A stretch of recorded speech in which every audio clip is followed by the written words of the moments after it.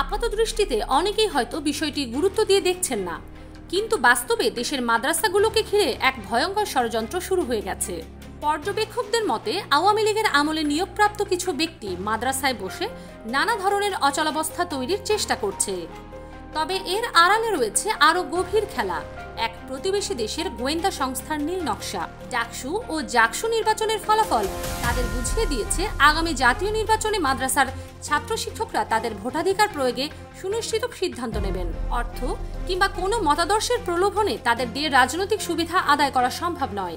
আর তাই আন্দোলন সংগ্রামে অদম্য ভূমিকা রাখা মাদ্রাসা শিক্ষার্থীদের এবার মূল টার্গেটে নিয়েছে বিদেশি গোয়েন্দারা।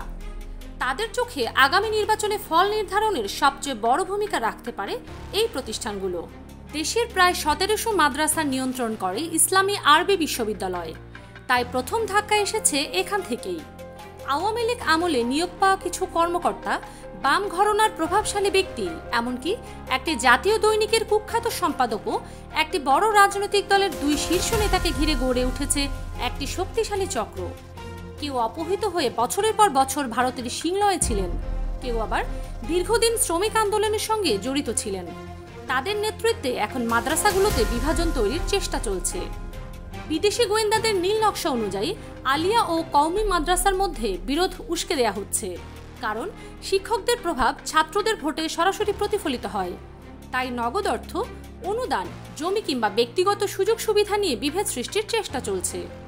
এমনকি যারা একসময় শেখ হাসিনাকে কওমি জননী উপাধি দিয়েছিলেন, তারাও এই খেলায় যুক্ত হচ্ছেন। অতীতে হেফাজতের ভেতরে মতপার্থক্য নিয়ে ভাঙন দেখা গেছে, এবারও বিদেশি শক্তি সেই সুযোগ কাজে লাগাচ্ছে। তারা চাইছে কোনোভাবেই ইসলামী দলগুলো যেন একক নির্বাচনে জোট গঠন করতে না পারে।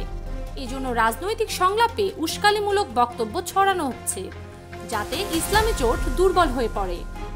ইসলামী দলগুলোর শক্তিশালী নিজস্ব মিডিয়া নেই, তাই বিদেশি গোয়েন্দারা গণমাধ্যমকে ব্যবহার করছে বিভ্রান্তি ছড়ানোর জন্য।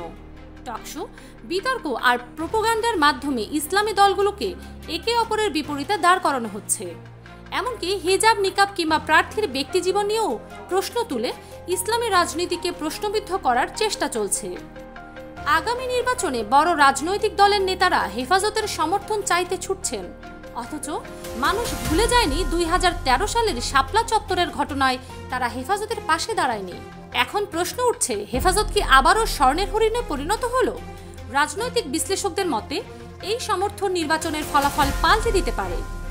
সম্প্রতি আওয়ামী লীগ রাজনীতির এক পুরনো নেতা ফজলুর রহমান দাবি করেছেন, বিশ্ববিদ্যালয়গুলো নাকি মাদ্রাসায় রূপান্তরিত হচ্ছে, অথচ বাস্তবতা হলো যোগ্যতা ও মেধার জোরে মাদ্রাসা শিক্ষার্থীরা আজ বিশ্ববিদ্যালয়ে ভর্তি হচ্ছেন, ভালো ফল করছেন এবং দেশের জন্য নৈতিক ও সৎ নাগরিক হিসেবে গড়ে উঠছেন।